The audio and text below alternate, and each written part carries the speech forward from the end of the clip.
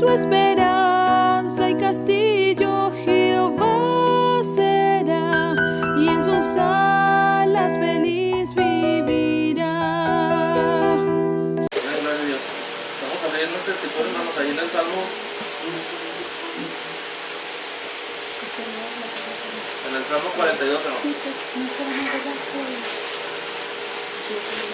Para dar la gloria a Jesucristo.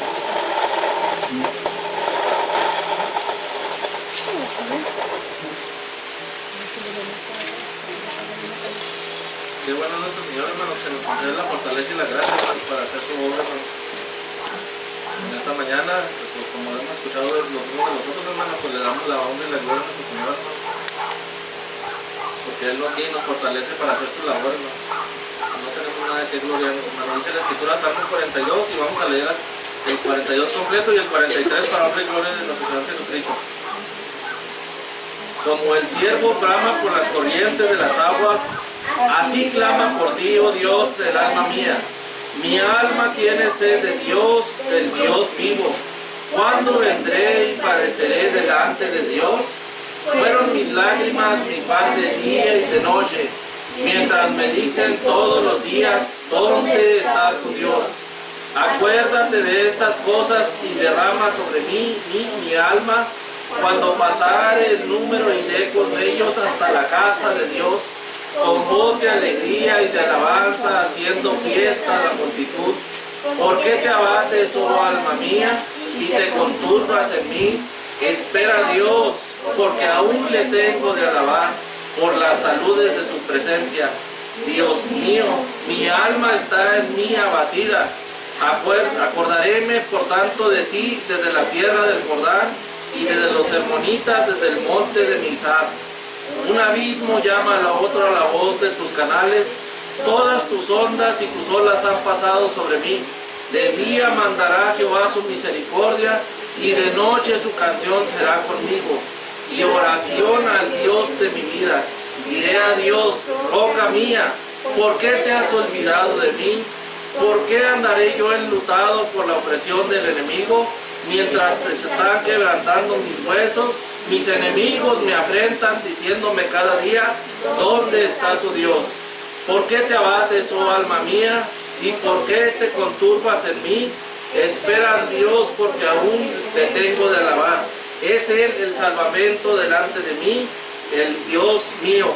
Júzgame, oh Dios, y aboga mi causa. Líbrame de gente impía, del hombre de engaño e iniquidad, pues que tú eres el Dios de mi fortaleza. ¿Por qué me has desechado? ¿Por qué andaré enlutado por la opresión del enemigo? Envía tu luz y tu verdad, estas me guiarán.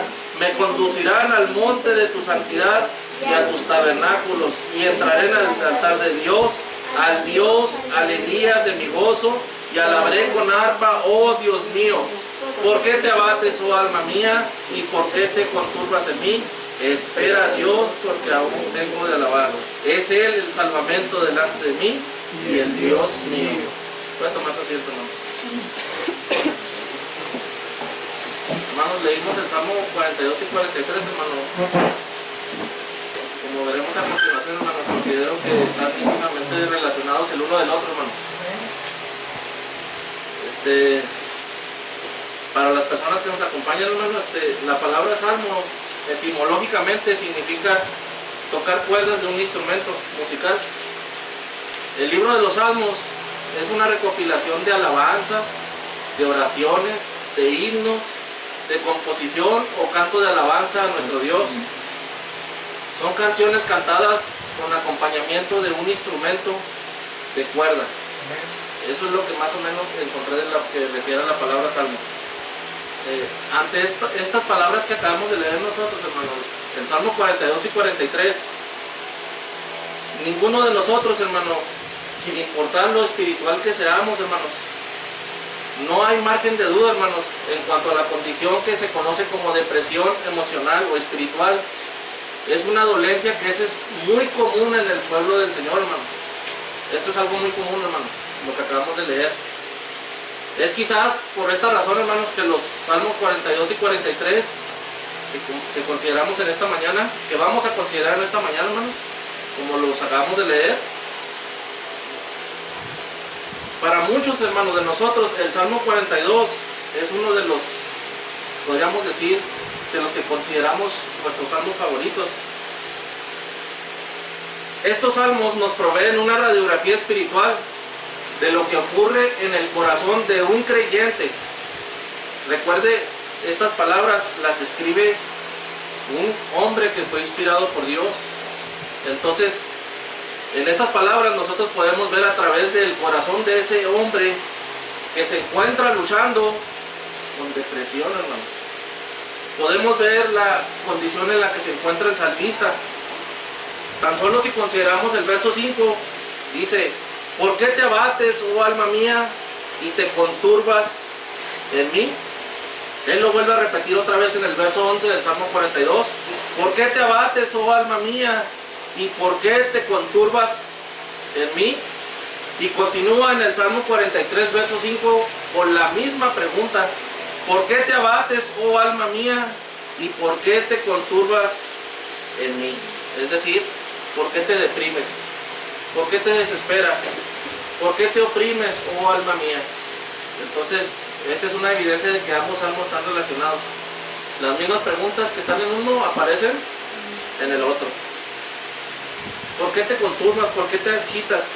¿Por qué te alborotas? ¿Por qué te conmocionas en mí?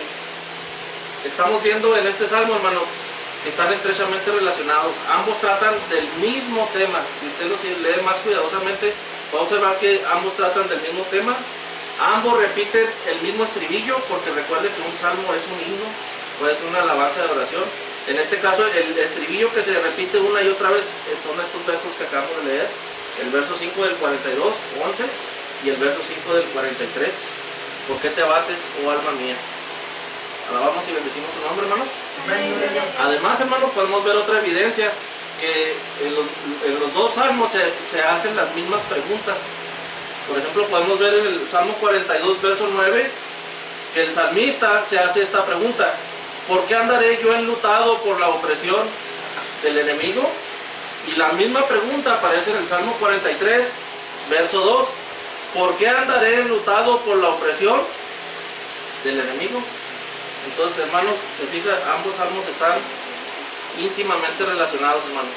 Entonces, con el permiso y ayuda de nuestro Señor Jesucristo, hermanos, pues vamos a considerar ambos, hermanos, en los cuales, como acabo de mencionar, el tema a tratar pues es la depresión, hermanos. Y trataremos de ver con la ayuda de nuestro Señor, hermanos, esto que vamos a considerar no es un tratado de psicología, hermanos. No leí yo una revista de psicología y les traigo técnicas, no es eso, no. Estamos leyendo la palabra de nuestro Señor, hermanos. Veremos cuáles son algunas de sus causas. Veremos si la depresión es inevitable. ¿Hay algo que nosotros podamos hacer para no caer en este estado? ¿Qué debemos de hacer si estamos sumidos en ese pozo profundo de oscuridad, en donde no podemos ni siquiera ver un pequeño rayo de luz por ninguna parte? Debemos de hacernos estas preguntas y analizarlas, hermanos. Vayamos y pues consideremos, hermanos, la condición de este salmista, que como acabo de mencionar se encuentra luchando con este problema. Estos dos salmos, hermano, fueron escritos aproximadamente hace más de 1000 años, más o menos aproximadamente, hermanos. Más de 1000 años, hermanos. Y constituyen un verdadero tratado de medicina, hermano. En estos salmos hay un verdadero tratado de medicina, pero no para el cuerpo, hermano, específicamente, sino para el alma. Entonces son palabras muy valiosas, que si usted las compara con un libro de psicología, pues la ciencia apenas se está dando cuenta, y esto ya tenía miles de años, hermano. Les propongo, pues, hermanos, amada persona, empezar donde todo médico, doctor, empezaría, y eso sería en el tratar al paciente. Y todos sabemos, o la mayoría de nosotros, cuando vamos a un médico o a un doctor, ¿con qué empieza el médico, hermano? Con los síntomas. Empieza con los síntomas. ¿Cómo se siente la depresión? ¿Cuáles son sus síntomas generales? ¿Cómo nosotros podemos distinguir, porque es muy importante, entre una persona que está deprimida y una persona que está triste? Son dos cosas muy diferentes. Una de las cosas que dificulta a los médicos y a los doctores para efectuar un diagnóstico correcto es que las personas no pueden expresar con precisión lo que sienten. Hay enfermedades o dolencias donde uno como paciente no tiene las palabras para expresarlos con precisión. Es difícil a veces expresar lo que se siente. Pero en el caso del salmista, como acabamos de leer, hermano, este es un hombre que fue inspirado por Dios. Este hombre pudo describir la experiencia, diría yo, con total maestría. De tal manera que no solo al leer este salmo, sino cualquier otro salmista. Cuando nosotros leemos el salmo, podemos casi sentir lo que él estaba sintiendo. Su alma estaba abatida y conturbada, dice el versículo 6. Estamos considerando los síntomas. Dios mío, mi alma está en mí abatida. Como podemos ver en este texto, hermano, este verso, no era una simple tristeza por la que estaba atravesando el salmista. Este hombre, él, como acabamos de leer, se sentía en un profundo abatimiento. Estaba en una profunda desesperación y a menudo acompañada a esta profunda nostalgia o abatimiento, tenía lágrimas. Dice el verso 3: fueron mis lágrimas mi pan de día y de noche. Entonces estaba en una grande aflicción y a menudo pues esa aflicción lo llegaba a, como él lo expresa, fueron mis lágrimas mi pan de día y de noche. Lo que el salmista está expresando, está describiendo, es una nostalgia dolorosa, hermanos, como podemos ver. Es una nostalgia dolorosa. Y esta nostalgia, que es muy dolorosa en su alma, se agrava aún más con los comentarios hirientes de sus enemigos, que así los consideraba él. Dice ahí en el mismo verso que acabamos de leer, el verso 3: mientras me dicen todos los días, ¿dónde está tu Dios? Entonces estas palabras podemos darnos a entender, hermano, que quizás este hombre, este varón de Dios, estaba rodeado de personas que no tenían fe, hermano, en el Dios de la Biblia. Estaba rodeado de personas que eran incrédulos, hermano. Y esas personas habían llegado a la conclusión de que Dios lo había abandonado. Lo estaban viendo los padecimientos que tenía. Y esas personas que estaban a su alrededor, que no tenían fe, llegaron a la conclusión de que Dios lo había abandonado. Por eso la pregunta, ¿cómo le expresaban él todos los días? ¿Dónde está tu Dios? Ellos, al hacer esa expresión, lo que tratan de hacer en la vida de este salmista es sacudir su confianza que este hombre tiene en Dios, hermano. Tratan de sacudir su confianza que tiene este hombre en Dios. Dice el verso 4: acordaréme de estas cosas y derramaré sobre mí mi alma. Dice, se acordaba de estas cosas y dice que su alma, él derramaba su alma. Qué expresión, hermano. Qué manera de expresarse, hermano. En otras palabras, hermano, tal aflicción que estoy experimentando parece ser como si mi alma se estuviera disolviendo, hermano. Es lo más que yo puedo percibir, hermano. Él casi está diciendo que su alma se está disolviendo. Mi ser interior parece que ha perdido su firmeza, su consistencia. Yo le pregunto, amado Santo Dios, amada persona que nos acompaña, ¿alguna vez se ha sentido así? ¿Alguna vez se ha sentido así? Con tanta debilidad en su interior que pareciera que no vamos a poder dar un paso más. ¿Alguna vez se ha sentido así? Con tanta debilidad en el alma que nosotros pensamos que no vamos a ser capaces de lidiar con una dificultad más. No otra más. Ya no aguanto otra más. ¿Nunca lo he expresado así de esa manera? Sin embargo, sabemos que si Dios lo permite, la vida continúa.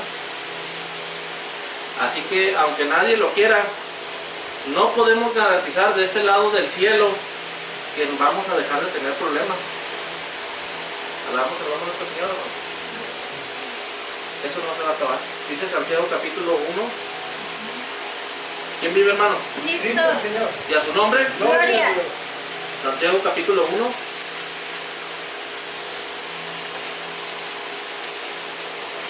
Verso 2.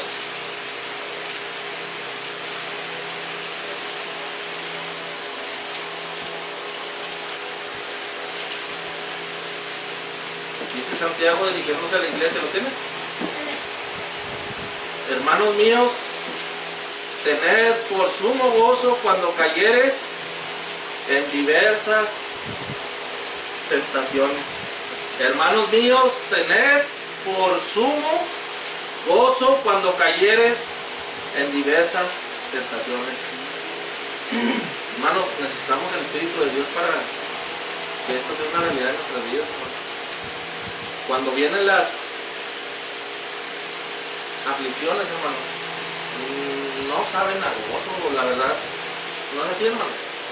Muchas veces las aflicciones, o la mayoría de las veces, por experiencia, las aflicciones no saben a gozo. Pero sin embargo, el consejo de la palabra de Dios, su Espíritu, hablando a través de la palabra, inspirado en este caso por Santiago, nos dice, tengan por sumo cuando cayeran en diversas tentaciones. Eso es algo que está hablando no a la mente intelectual, sino está hablando a nuestra alma. Uno quisiera tal vez, hermanos, que viniera un problema hoy y quizás 5 años más adelante viniera otro, pero sabemos que las cosas no funcionan así. La verdad es que muchas veces las cosas vienen como tempestad y como una tempestad repentina. Y en el caso de una persona deprimida, muchas veces esto lo lleva a vivir como si viviera o como si estuviera en una montaña rusa, ¿no? Como si estuviera en un vaivén emocional. En un momento dado, esa persona quizás piense en su estado de depresión que está a punto de salir a flote de aquella situación, cuando las olas de su aflicción repentinamente vuelven nuevamente otra vez para tratar de aplastarlo, como si trataran de ahogarlo. Notemos cómo lo dice el salmista, ¿no? En el versículo 7. Ahí regresamos al Salmo 42. Salmo 42, verso 7.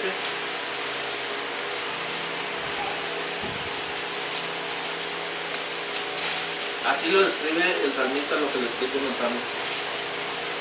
Dice el verso 7. Un abismo llama a otro a la voz de tus canales. Todas tus ondas y tus olas han pasado sobre mí. Salmo 42, 7. Este texto que estamos leyendo nosotros, hermano, el salmista escribe en una forma muy poética la especie de conspiración que ha llegado a su vida. Él está diciendo, mi vida está conspirando contra mí. Hay una imagen dentro de estas palabras poéticas, hermano. Este hombre, podemos pintar el cuadro de esta manera. Está en el océano, está en un mar turbulento y se está sintiendo abrumado. Al sentirse abrumado, él se está ahogando. Dice aquí en el versículo 7, se escucha el ruido de tus canales, todas tus ondas y olas han pasado sobre mí. Hay un ruido fuerte en tus aguas. En las esclusas del cielo están abiertas. Un aguacero torrencial está cayendo desde el cielo. El salmista, considero yo, que se está imaginando como si estuvieran nadando en este océano turbulento, en este mar turbulento, hermano, donde el cielo está abierto y ya está cayendo un aguacero torrencial. Todas tus ondas y tus olas han pasado sobre mí. Esta es la imagen de lo que es tempestuoso. La tormenta es furiosa. Él solo está nadando ahí en el agua y torrentes de agua están cayendo sobre él y están pasando sobre él también. Él está a punto de salir a flote, hermanos. Ahí considere esas olas que están así de una manera brava. Él está a punto de salir a flote cuando nuevamente las olas de su aflicción vuelven otra vez para aplastarlo otra vez. Y él dice, es una conspiración. Un abismo llama a otro. Apenas estoy sacando la cabeza y vuelve y llama a otra ola para que me vuelva a hundir. Es un lenguaje sumamente poético, ¿no? Es sumamente hermoso. Pero no debemos de perder de vista que lo que él está describiendo es aterrador. Amén, ¿no? Es aterrador. Él está usando este retrato poético para describir que en esta temporada de su vida es donde los problemas y las presiones están viniendo en todas direcciones. Él está pintando un cuadro de esa manera. Los problemas y las presiones están viniendo de todas direcciones. Se siente como si se estuviera ahogando, casi que no puede respirar. Él está tratando de mantener su cabeza a flote sobre el agua. Esto es lo que creo yo que el salmista está tratando de describir aquí, hermano.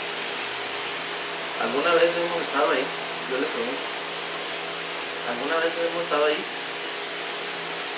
En aquellos momentos en donde quizás hemos pensado que no lo íbamos a lograr. No hemos estado ahí.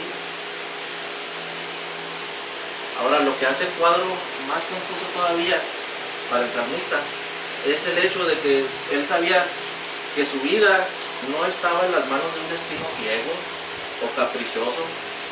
La expresión como la usa el mundo, su vida no estaba en los azares de este mundo. Él sabía que su vida estaba en las manos de un Dios soberano. Consideremos nuevamente el verso 7. Un abismo llama al otro. ¿A la voz de quién? A la voz de tus canales. Y lo dice, todas tus ondas y tus olas han pasado sobre mí. Aún en medio de su abatimiento, hermanos, el salmista, aún en medio de su turbación, él mantuvo su mirada enfocada en la soberanía de Dios. Él podía reconocer, por medio de la fe que él tenía, que no importa la situación que él estuviera viviendo, no era santa el destino. La mano de Dios estaba detrás de ella. Porque no hay cosa que escape de las manos del Dios vivo. Así que si usted, amada persona, cree que Dios no está consciente de la situación que está viviendo, sí lo está. De hecho, Él la está permitiendo. Y Él tiene el control de ella. Así debemos de verlo como el salmista. El aguacero viene ¿de dónde? Del cielo. Esta lluvia es producida ¿por quién? Por Dios. ¿Acaso no es Dios el que controla la lluvia? Todas tus ondas y tus olas son tempestuosas y amenazan con ahogarme. Son olas y ondas de Dios. ¿Quién hizo la mar? Dios. ¿Quién agita la tormenta? Dios. ¿Y quién envía la lluvia? Así lo está reconociendo el salmista cuando dice tus. Una cosa es tener personas o circunstancias en nuestra vida, hermanos, que pueden resultar abrumadoras, que pueden resultar dolorosas, pero otra muy distinta y muy diferente es cuando nosotros nos damos cuenta que nada viene a la vida de los hijos de Dios que no esté ordenado soberanamente. Es difícil aceptar esa realidad muchas veces. Todo sucede de la mano de Dios, del Dios mismo. No hay realmente causas secundarias. Entonces, hermano, podemos ver que el problema que él tiene, ¿con quién cree que sea? ¿Con quién cree que sea? Con Dios. Con Dios tiene el problema. Oramos y bendecimos su nombre, hermanos. Es en esta condición cuando puede venirte la tentación a nuestra vida como hermanos, hermanos. Puede venir la tentación a enojarme, a amargarme contra Dios, quizás, dependiendo de la situación. Lo que ahora está causando perplejidad en el salmista, y lo que él no podía entender es por qué Dios estaba haciendo lo que estaba haciendo. ¿Cómo es que Dios haga caer su lluvia sobre mí? ¿Cómo es que Dios permita que la tempestad llegue a mi vida? Pero como veremos al final de este mensaje, esto es lo que lo va a sacar el comprender esto. Y así también nosotros podemos hacer unos cuestionamientos, ¿no? Yo solo puedo pues imaginar, tratar de entender, ¿verdad? Podemos decir, Señor, tú formaste a ese niño que tiene una discapacidad física. El médico no hizo eso. Y tú pudiste haber hecho a ese niño diferente. Ahí podría entrar un pensamiento de eso. ¿Cómo dejaste que mi marido entrara en ese hábito de adicción? Tú podías cambiar su corazón, pero no lo has hecho. Oh, este hijo que no puedo controlar. Tú podrías cambiar mis circunstancias, pero no lo has hecho. Así que poco a poco comenzamos a darnos cuenta de que no es solo el hombre y las circunstancias lo que están presionando a este salmista. Es en última instancia Dios quien tiene en su mano esto, hermanos. Que el Señor permita revelación en nuestro corazón. Es Dios el que tiene la última instancia en su mano respecto a lo que le está causando aflicción. Debemos de recordar que los sufrimientos no son el toque de una mano ajena. ¿Cuántos de nosotros estamos padeciendo sufrimiento? Pues no son el toque de una mano ajena. Lo mismo que nos trae angustia tampoco es así. Es la mano de Dios la que está detrás de nuestras circunstancias. Es la mano de Dios. Es también la mano de Dios la que nos puede traer consuelo. Que Dios no permita que nos inundemos en solo ver nuestras circunstancias. Que nos permita ver que también esa mano nos puede traer consuelo. Dice Job capítulo 5. ¿Quién vive, hermanos? Listo, Señor. A su nombre. Gloria a Dios. Job capítulo 5. Allá atrásito. Ahí atrásito.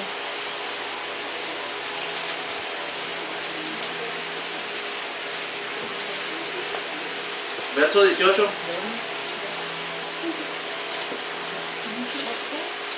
5:18. Job 5:18. El mismo que permite las circunstancias, que permite que lleguen las circunstancias a nuestra vida, es el mismo que nos puede dar la salida. Job 5:18. Porque Él es el que hace la llaga y Él la vendará. Él hiere y sus manos curan. En 6 tribulaciones te librará y en la 7ª no te tocará el mal. En el hambre te redimirá de la muerte y en la guerra de las manos. Es en la guerra, hermano. Es en la aflicción. Es en la tempestad que el poder de Dios actúa. Amado Santo de Dios, amada persona, aunque muchas veces no lo entendamos así, así lo hace nuestro Señor. Amén, gloria a Dios. Nosotros no hacemos ningún favor, créanmelo, si tratamos de disculpar a Dios negando la realidad de su control soberano, sobre todo con los ejemplos que puse. Sea lo que sea que esté sucediendo, inclusive si es pecaminoso, esto no escapa de la soberanía de Dios. Nuestro Dios, las Escrituras nos dicen, sabemos que no es el autor del pecado. Él aborrece el pecado y al pecador infinitamente, pero en su infinita sabiduría, Él usa también el pecado El pecado está bajo su control y Él lo usa para su gloria y para el bien de su pueblo. Vemos cómo el salmista pues está luchando con este vaivén espiritual de su alma. Por un momento parece ser que él ve las cosas claramente, pero luego se turba otra vez. Dice el versículo 8, regresamos ahí al Salmo 42, versículo 8. Versículo 8.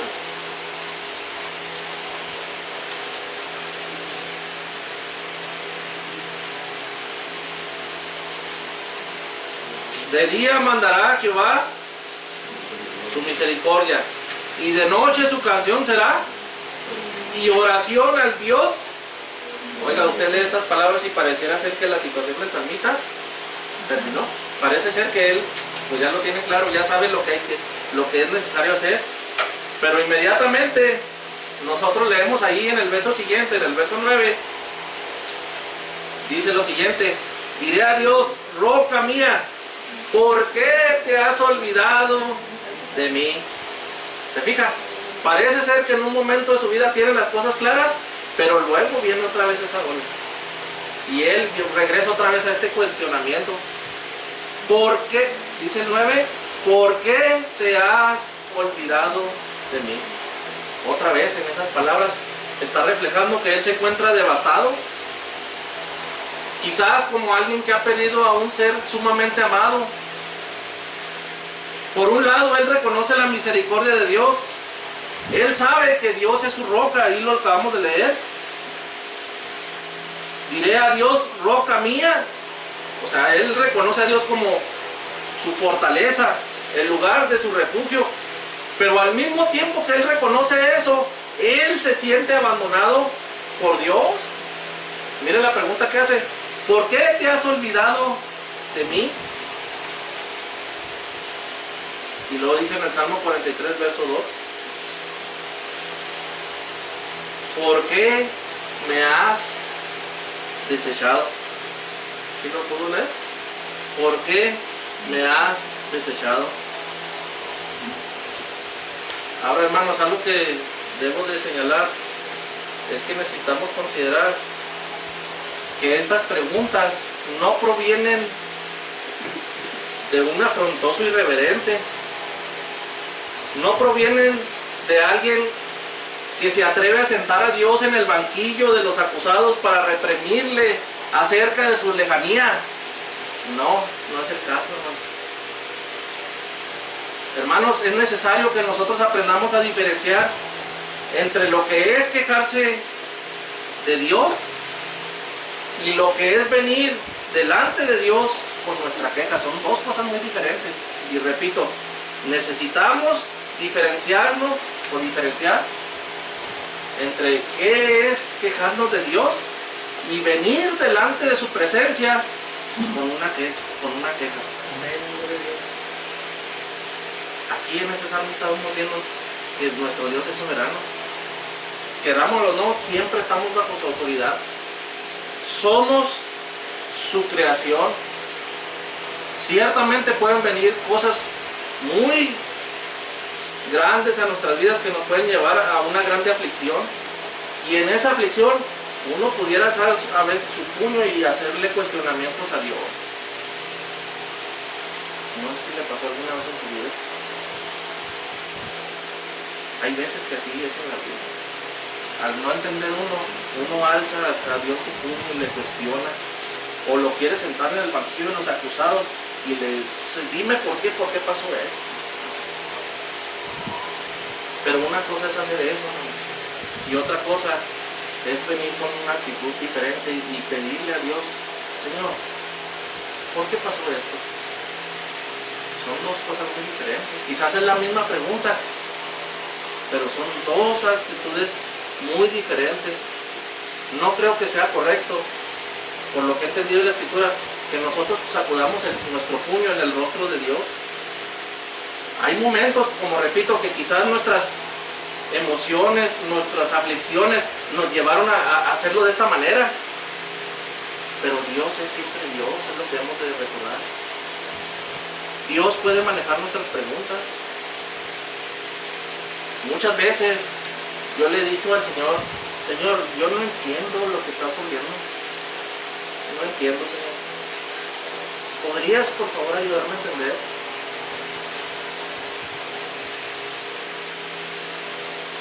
Deberíamos de decirle nosotros en oración, hermanos. Es un salmo que uso mucho cuando vamos a compartir el estudio, el Salmo 25. Salmo 25.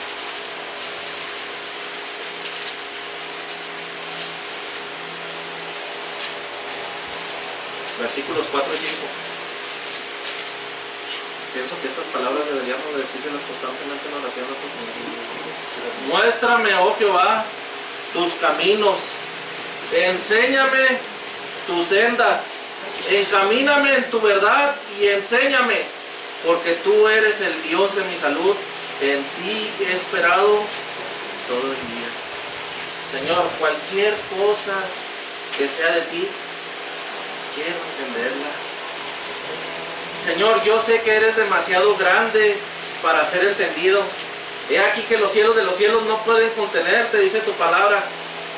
Pero por favor, Señor, ¿me podrías mostrar tus caminos?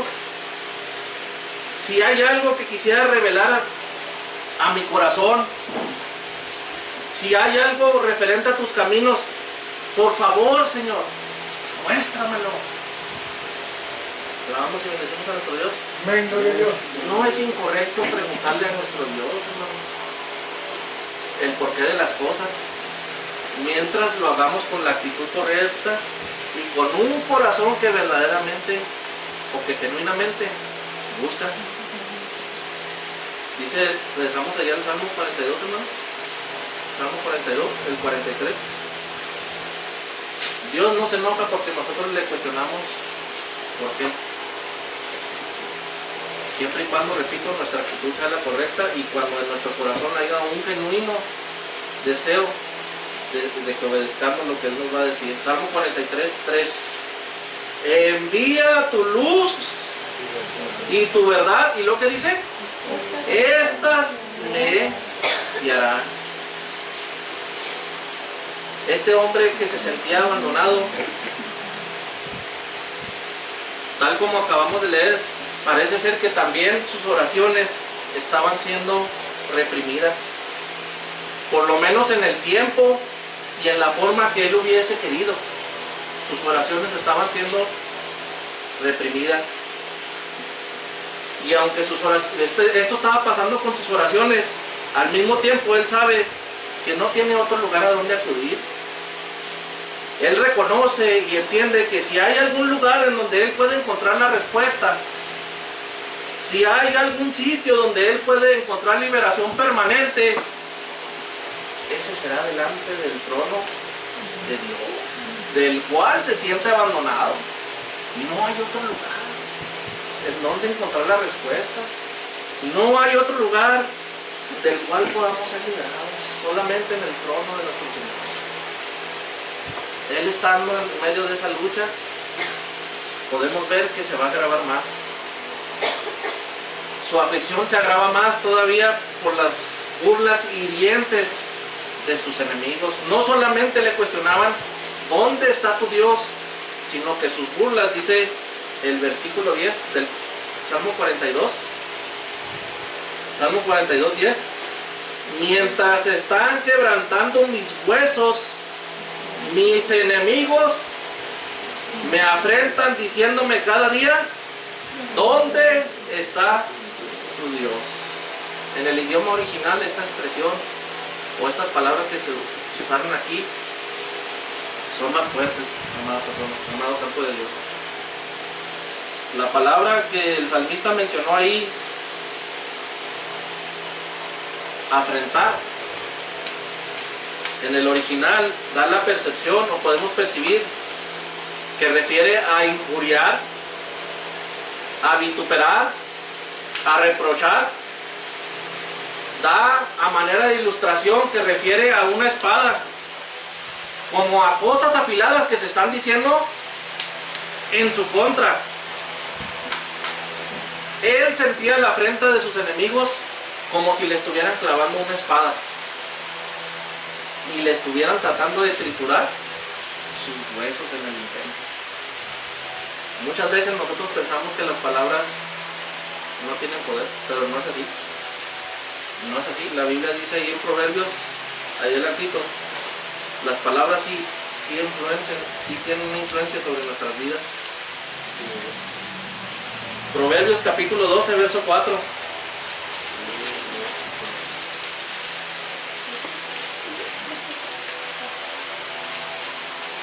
¿Lo tiene? Dice, la mujer virtuosa corona es de su marido, mas la mala como carcoma en sus huesos. Este es un ejemplo, ¿no? Obviamente que también puede ser aplicado al varón. En este caso, Salomón, quien escribe este proverbio, él dice que la mujer puede resultar en carcoma para sus huesos. Pienso yo que retrata a una mujer que está tiqui todo el día. Y eso dice Salomón en la sabiduría de Dios, que para el hombre le puede resultar como un carcoma en los huesos. Hermanos, hay una extraña interacción entre nuestro cuerpo y nuestra alma.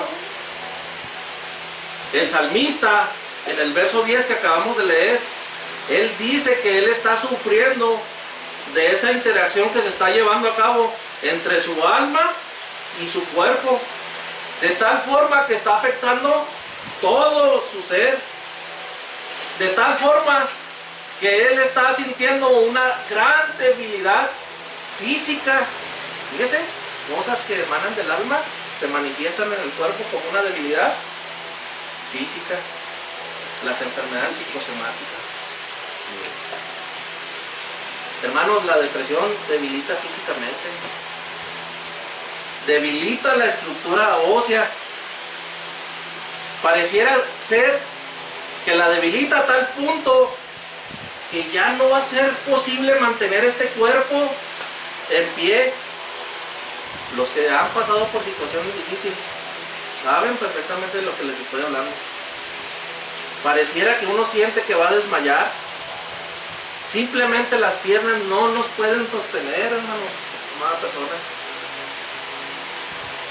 Entonces, hermanos, ante nosotros, lo que acabamos de considerar, el cuadro de una persona deprimida, abatimiento, turbación de espíritu, falta de la presencia de Dios en su vida, profunda nostalgia, a menudo acompañada de días y noches de lágrimas, un vaivén emocional en su alma, sensación de haber sido abandonado por Dios, debilidad física.